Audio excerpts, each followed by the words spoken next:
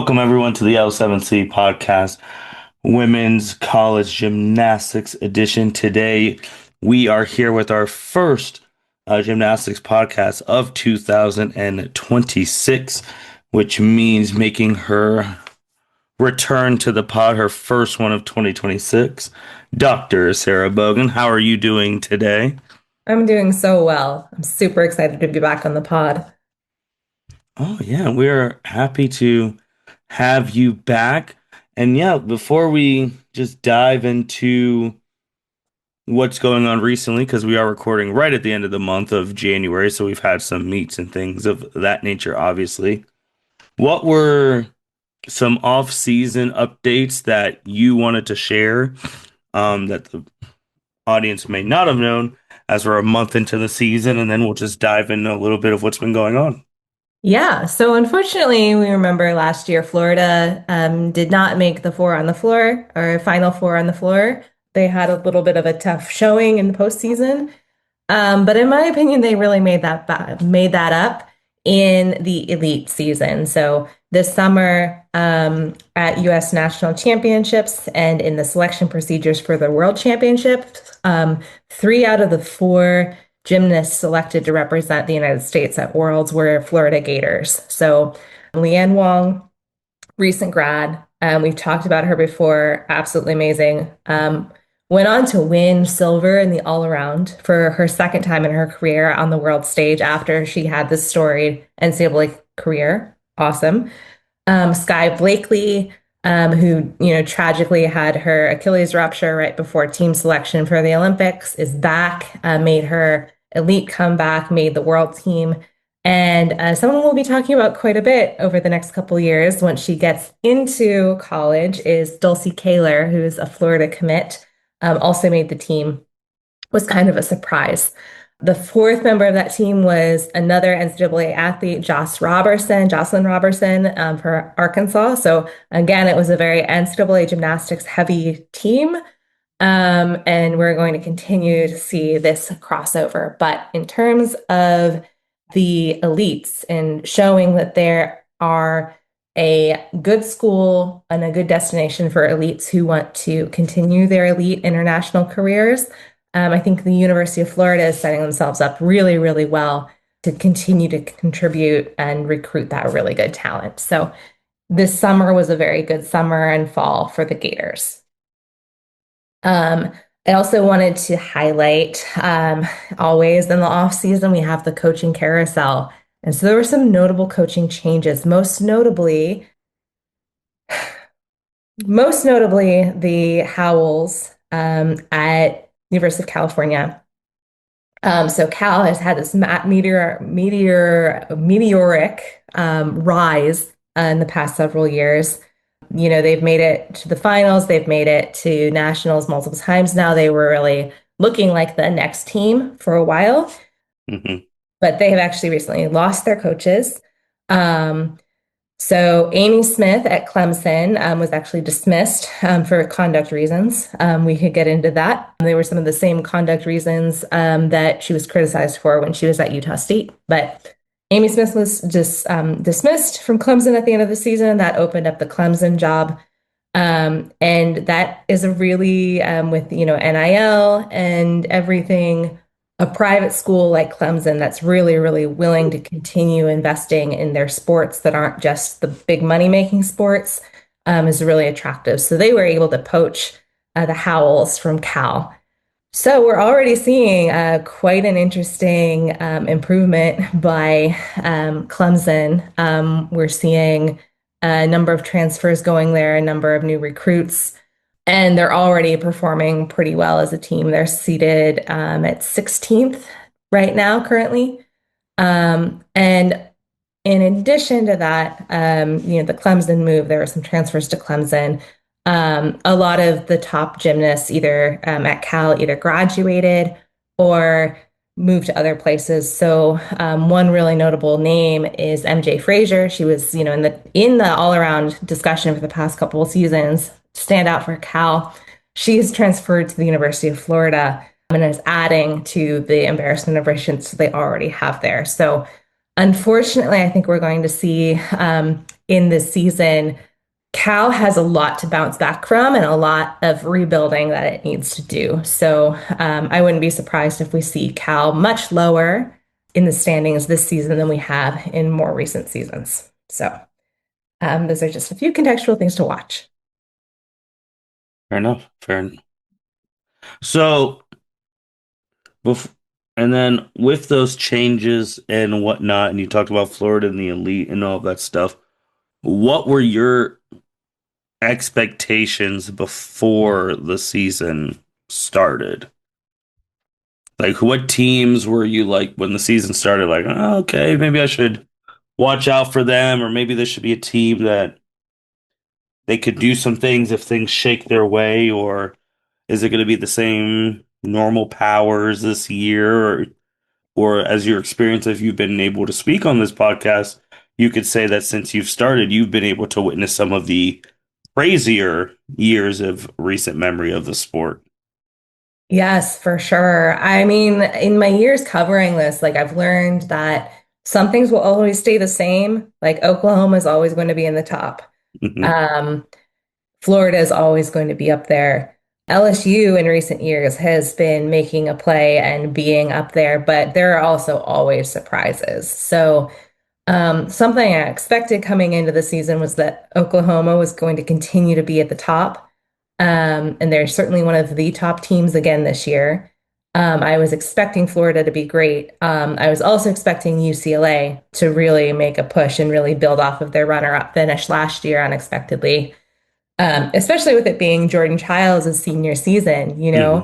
Hmm. We don't know yet what Jordan's plans are. I think she might have one more year of eligibility after this. I'm not quite sure. So the eligibility rules depend also on when you graduate high school. And I believe she took some time off after graduating high school to train elite before going to college. So I'm not sure how many more years of eligibility she has. But as far as we know, this is Jordan Child's last year.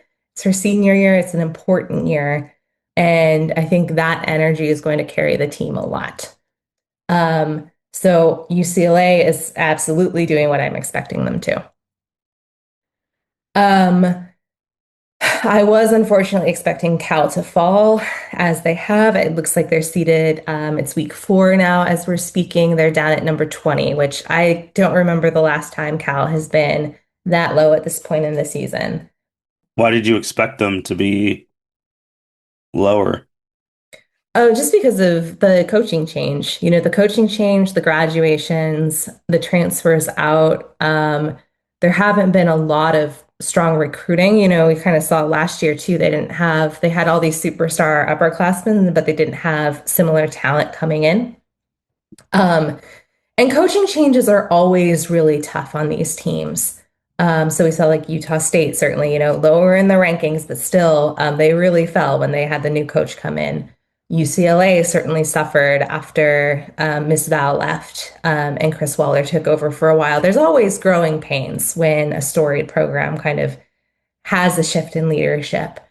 So just for that reason alone, it doesn't mean Cal isn't still a good team. But usually, when any team, even top tier teams, go through a change like this, it takes some time for them to get their footing again. So it will be interesting to see what happens, though. University of California has demonstrated in the past that they're willing to defund college gymnastics if they need to. And as the conversation of money in college sports continues to be more and more important, and the ability to attract talent with NIL funds and university sponsorships and everything becomes more relevant. I think teams like Cal that don't have the same level of backing from their athletic boosters as a Utah or a Clemson, I think that's another kind of piece we're going to see in the recruiting side of things. So this isn't on our show notes, but you brought up a very interesting thing, and I just want to get your perspective on that. So, in all the other sports, there's certain numbers that get tossed around, like, oh, this is how much you need for this sport now, NIL, whatever, yada, yada, yada. What do you think's an adequate number that schools are going to need NIL wise to compete and stay at the top and potentially win a national championship? Yeah, I think that's a really good question. I don't have an exact number to give, but I think it's going to depend on the competition. I think schools in the SAC and especially LSU is really leading the way in terms of recruiting really, really effectively and bringing in a lot of money. They had Livy Dunn there for many years. It'll be interesting to see how the legacy of Livy lives on for LSU in terms of their sponsorships and everything. But at this point, it's hard to predict what'll happen and what the needs are going to be. I think gymnastics is a big money sport at this point. I mean, they're number three behind men's basketball and football. Um, but they're still, they're number three, but they're still, pretty far behind. I think in gymnastics, we're still trying to figure things out. But I think that's a picture that's still taking shape. I think it's going to take a lot. It's going to take either a lot of money, like an LSU, or it's going to take, a place like Florida. So the Florida coaches have not been shy about, underhandedly calling out certain other teams for buying athletes, basically. But University of Florida kind of has that edge in the elite recruitment. So stepping up and being this destination for people who want to continue their elite careers. There's different possibilities, like different ways you can bring in certain types of talent.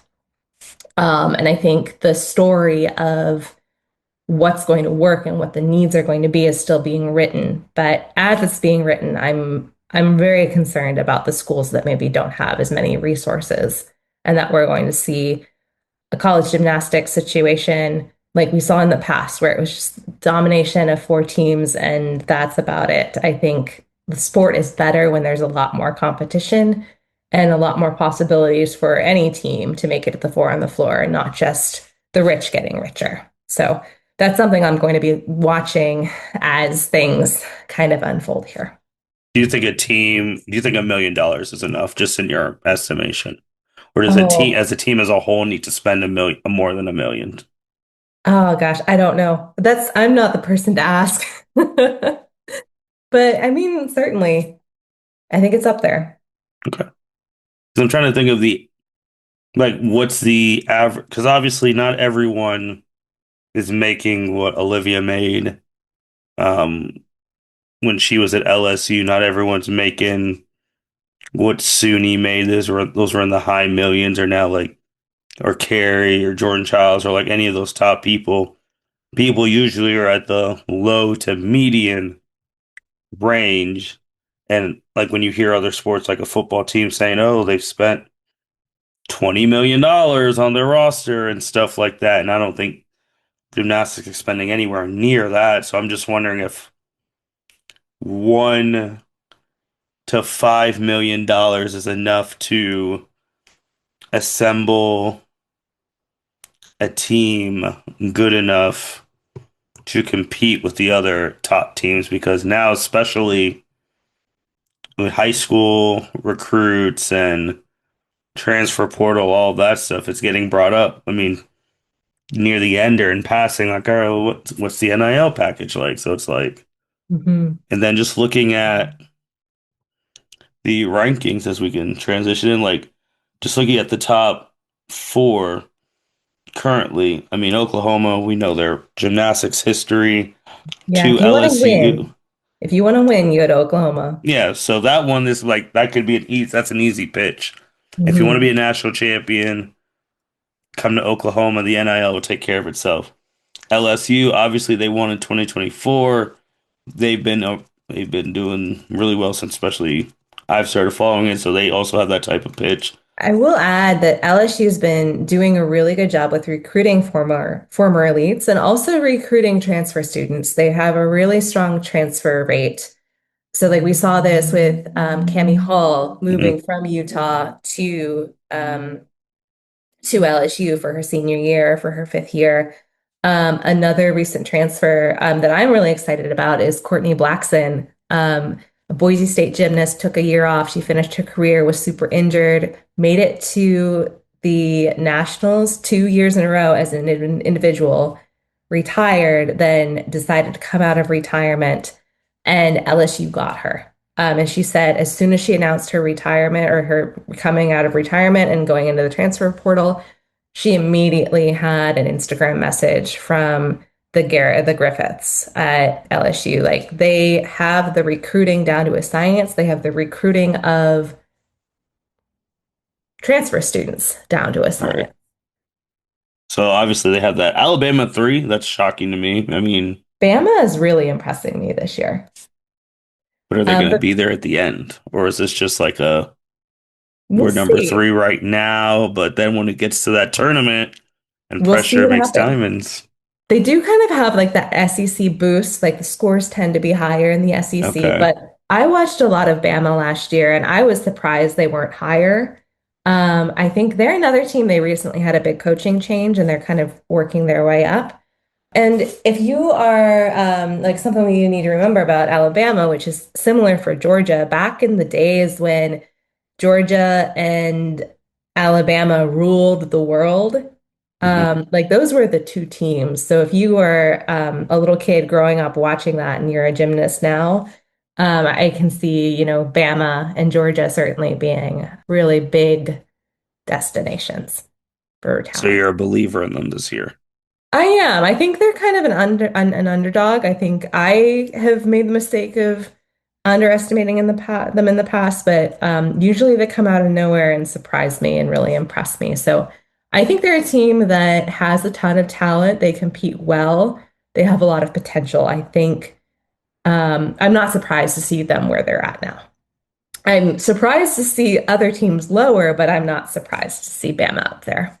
So scores aside, scores currently aside, if a spot on the in the final four is on the line between Alabama and UCLA, who would you take Ooh. right now? Oh, that's hard. Because currently they're third. UCLA Mhm. is technically fifth. So if a Final Four started, they'd be the first team out in theory. And obviously UCLA shocked everyone and made it all second place last year. So Yes. do you think Bama's ready for that type of, because that's what you're going to be comparing them to this year. Like if it Yeah. came down to it, are you beating UCLA with a spot in the Final Four on the line? Yeah, I don't know. So I think the issue with UCLA and being a UCLA fan is a lot of fun because you never quite know when you're going to get. The Hmm. highs are really, really, really high. The lows Hmm. are really, really low. Um, but day to day, you don't quite know what you're going to get. Bama strikes me as a much more consistent team. Hmm. You kind of know what you're going to get from Bama. They have, good days, they have bad days. But for the most part, they're pretty steady. I think if it's an average day, I think Bama has it. Um, if it's a really, really, really good day for both, I think UCLA has it. Okay. But that's what makes it fun, Yeah. the meets. Anything can happen, especially when the adrenaline is on. And UCLA has always been a team full of performers that either thrive on adrenaline or crack under the adrenaline. So Right. Yeah. um, yeah, And then, I'd give the edge to UCLA, I think. mhm. Then looking down, a team that obviously you always cheer for and have affinity towards, Utah at 14. Utah at 14. Yeah, this is one of the surprises for me. I was not expecting Utah to be this low at this point in the season. Yeah, I haven't had a chance to watch too much. I know they have much less depth than they used to. They had a lot of seniors graduate. Okay. Um, they also have had a number of kind of weird start value situations. So, in order to have, in college gymnastics, in order to have your routine start from a 10, you have a certain number of requirements that you have to meet. And so on beam, especially, you need to have what are called connections. So, like a skill that's directly goes into another skill. So, like leap, leap, rather than leap, pause, get your bearings, leap. That would be breaking the connection. And so, if you break enough connections, you might end up with your top score for the routine possible being down at like a 9.6 or a 9.4. And that sort of thing has happened to Utah a couple times this season. So I'm not quite sure what's going on there. And, if it's just they need to get it together. A lot of these teams, remember, have only been in about 4 meets so far. So there's still a lot of time for things to grow and such. But overall, I haven't been seeing the same level of Utah excellence that we're used to seeing. So that's definitely a surprise for me so far and something I'll keep an eye on moving forward this season. Like obviously, like Utah, we've talked about throughout the years has been really good. California has been up there throughout the years, and they're down at 20 right now. Again, this is at the end of the month in January. We're talking about this. Things could definitely change by the end of the month in February, and things obviously can change if a team gets into the tournament. I think that's one of the main things to keep note is like just get in the tournament and then anything could happen. But with Utah and like California and like seniors graduating, coaches changes, all that, every school besides Oklahoma, every school has like a window because they just get a great class, they have a great coach, things of that nature, everything aligns. So like during that time of the window, it's like we need to strike now. For example, LSU had that one window in 2024 with everyone they brought back, all the hype, and they struck. Do you feel like some of the teams that we've talked about, like a Cal, like a Utah, their windows closed for this point until they Hmm. get some better, newer talent, whatever? And teams like Alabama, their window's starting to open back up again. Like, hey, we're ranked third in the nation right now. The only two teams ahead of are the last two national champs.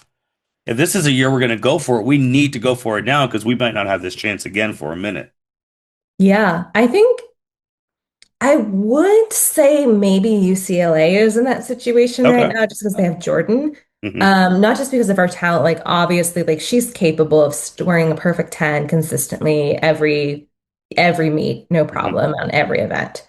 Not no problem. That's, an exaggeration, but UCLA is also a team that is really sensitive to personality and leadership and like Jordan coming back from her Olympics break did wonders in terms of the culture of that team and in terms of the performance of that team. So I think losing the energy of Jordan Chiles is going to have an impact on UCLA.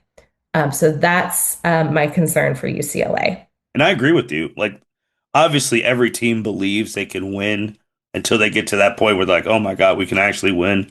Like we talked about last year, no one expected UCLA to be the runner-up of every of the thing. So now they Mhm. saw, and that run that they had, they just saw what they did, and they're like, yeah, we got to strike. Like, if we can get, if we only lost to the champ, we got to strike this year. Let's take it and let's go all in. So I agree. Yeah, I think I'm a little concerned about Michigan State this year. I've been a really big proponent of Michigan State. I've been like a Mhm. Michigan State should be ahead of UCLA person, especially last year. But then UCLA just again was unpredictable. All right. But I worry that Michigan State's year to strike was last year. Mm, That's why I'm concerned about them for this year. I mean, they certainly have they lost a few really big names, especially in their vault lineup and in the all around. Skylar Schulte was a really big name who was an amazing recruit for them all the way through. Um, they still have some big names like Nikki Smith is contributing really strongly, but a lot of their hard hitters were seniors last year. So I still am a believer in Michigan State as a concept. I think they're a great team, a great program, but I worry that they haven't had quite the same recruiting success in previous years to really carry their, kind of same with Cal, carry their legacy forward. fair enough. All right. So, obviously, with new seasons come new rules. Yeah. Sarah, are there any new rules for this season that we should know about? There are. And so, coming off our discussion of the rankings is a good time to do this. So, there's actually a really, really major change in terms of defining the rankings this year. Okay. So, In the past, the rankings, especially for qualifying into postseason, were based off of national qualifying score like they are every year. Hmm. And so in the past, it was you take the top six meets, three of which must be away, drop the highest score and average them. That's your national qualifying score. So only your top six meets really matter for the calculation of how things go. So you have a really inconsistent team, hot and cold team like UCLA was last year, especially early on. Those really, really high low, there were the really high highs and the really low lows. The really low lows didn't end up mattering because only your top six meets matter. So another team I think of is over in the Mountain West. Well, not Mountain West anymore, but Southern Utah's a really similar team. They have a lot of difficulty when they're really, really good. Their ceiling's really, really high. A lot of times they don't reach that ceiling and they score lower. So again, you can kind of do that. And as long as your highest scores are high enough, you're good. Those bottom meets don't matter. Um, it wasn't long. It was like a couple months before the start of the season, the NCAA announced that they were going to be changing the calculation rules. So instead of the top six meets mattering, basically all of your meets matter. So Okay. you need a minimum of nine meets in order to create. So you have to compete nine times in order to have a national qualifying score at all. You take your five home meets, just the highest, or no, you can have a maximum of five home meets included in your NQS. But if you have more than five home meets, the highest ones get dropped and they just don't get included. So this is to get around, sometimes judges get a little happy in LSU's stadium during LSU meets. They score the home team kind of high. So those crazy high scores, they won't factor in to the NQS as much. Okay. Okay. So you can have a max of five home meets.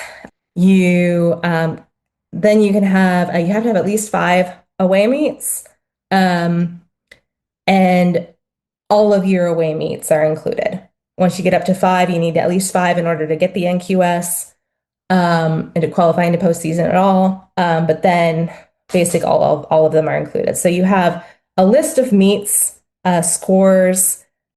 There are at least nine of them. Only five of them can be home meets. It's your lowest five home meet or your lowest five home meets, basically. And then of that list, take out the top, take out the bottom, average the rest. That's your NQS. Well, that So seems yeah, like a lot. So I'm just going to ask the simple question. Do you like the new scores compared to last year or no? it's interesting, right? So the biggest difference here is the number of meets. So in past seasons, so early on in the season, the rankings are just determined by the averages. And then once teams get those six scores, it switches to NQS, and there can be a really big shakeup in the rankings when we move to NQS. I think with basically every meet you're doing mattering, I think there's less of a possibility for the shakeups to happen when we move into NQS. So in some ways, I really, really, really like this because every meet matters. Hmm. And this system is a system that rewards consistency across the season. You can't take naps for, I think Stanford is a great example of a team that's learned how to peak at the right time and have, focused on studying for the first half of the season and then come in for the last five meets, do amazing, make it to regionals. That can't happen anymore under this season. So we're really looking at requiring these teams to prove themselves and have longevity over the course of the entire season rather than just a few meets. So the element of luck plays in less now.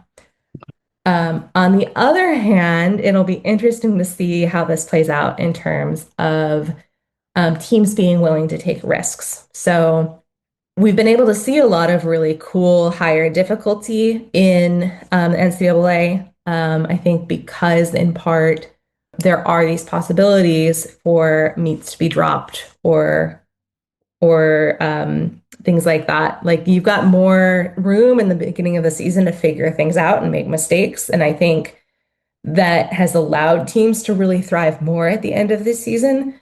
So I'm a little concerned that this new format will play into that and get the teams, encourage the teams to play it more safe, which is less fun to watch as a spectator, but we'll see how it plays out. I'm open to it. I certainly am liking, it's more of a horse race now. It's easier to kind of see who's ahead, who's behind, and we won't have these big unexpected jumps like we Gotcha. have in the past.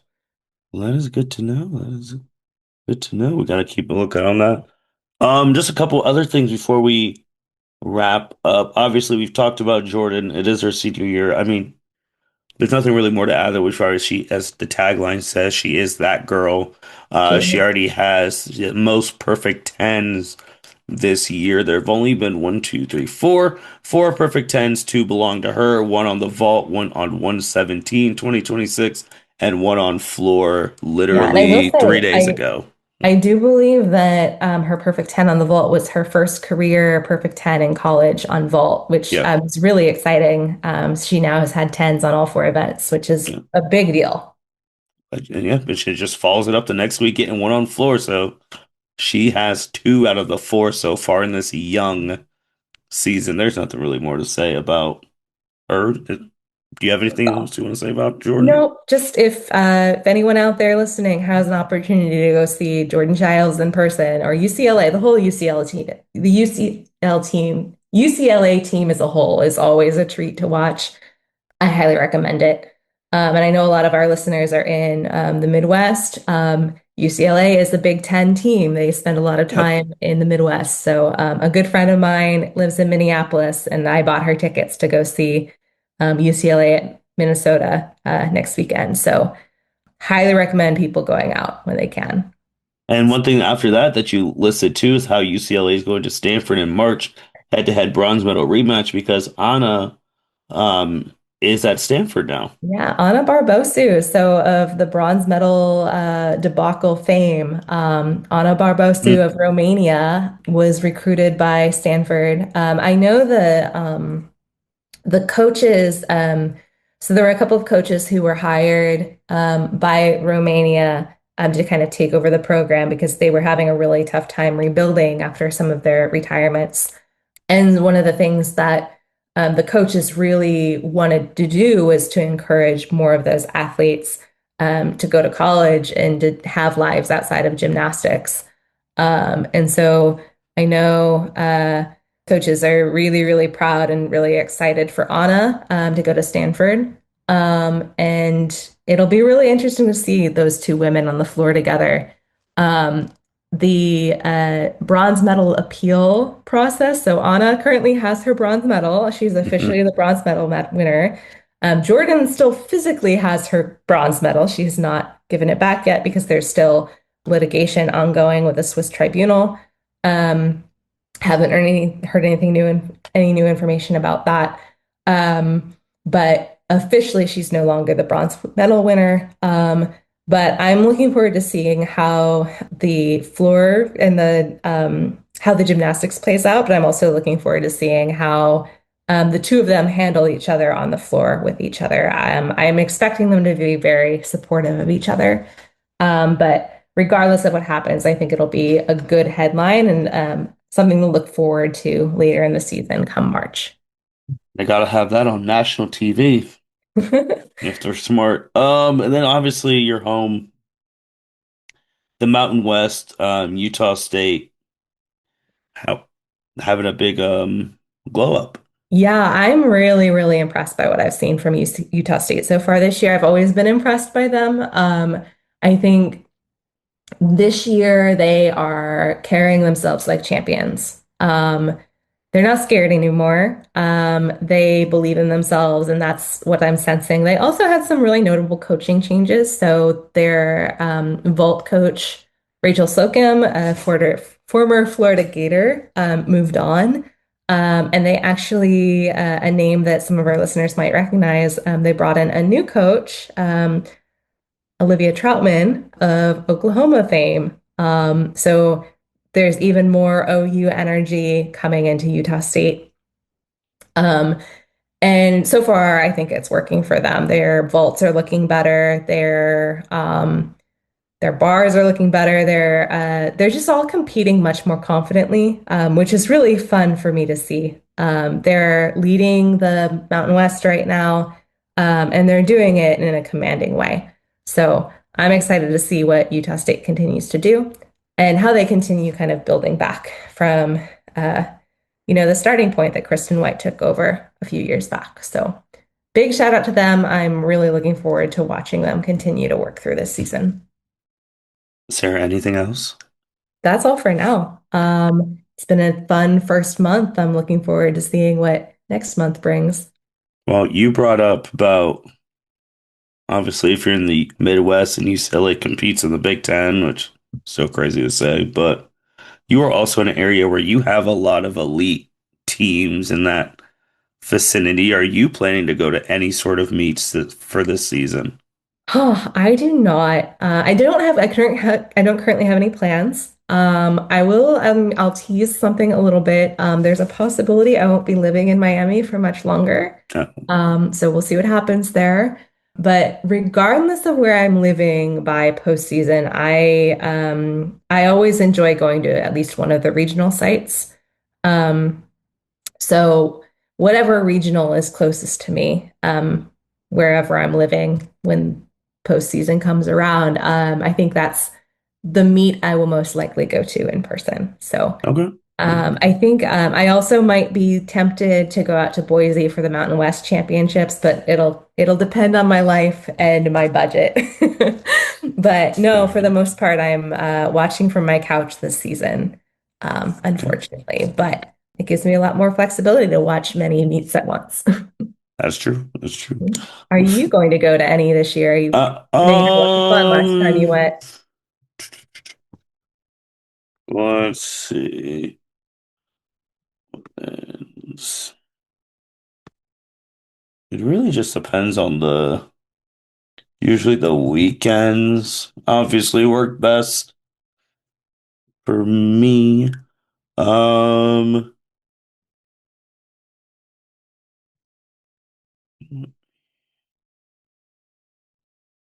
because last year I wanted to go to the UCLA one, but when I waited, I was like, oh, I'll just buy the tickets when I get paid. And of course I waited, and then the tickets quadrupled in price. And I was like, shouldn't have waited.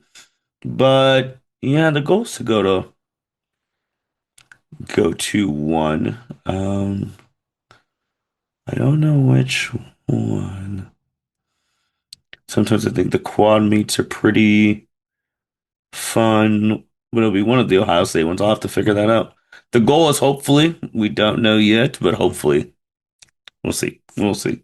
All right. Well, But with that being said, thank you everyone for listening to the L7C podcast, the first college gymnastics one of 2026. Let us know in the comments if you're listening on YouTube or wherever you listen to, like certain things, like how much do you think a competitive gymnastics team is spending in NIL? How much do you think they need to spend to compete with some of these other tradition housed programs? And let us know who you're liking already. If you're liking someone like, hey, if you want to put, if you were like, I'm telling you right now, January, put X amount on this team, they're going to go far. Or you think this other team may be fool's gold, let us know. And yeah, we'll be back next month to see what has changed. With that being said, L7C signing out. Thank you for listening to this episode of the L7C podcast. Be sure to like, rate, review, and subscribe to the channel. Follow us on all social media platforms, and we'll be talking to you guys soon. Take care.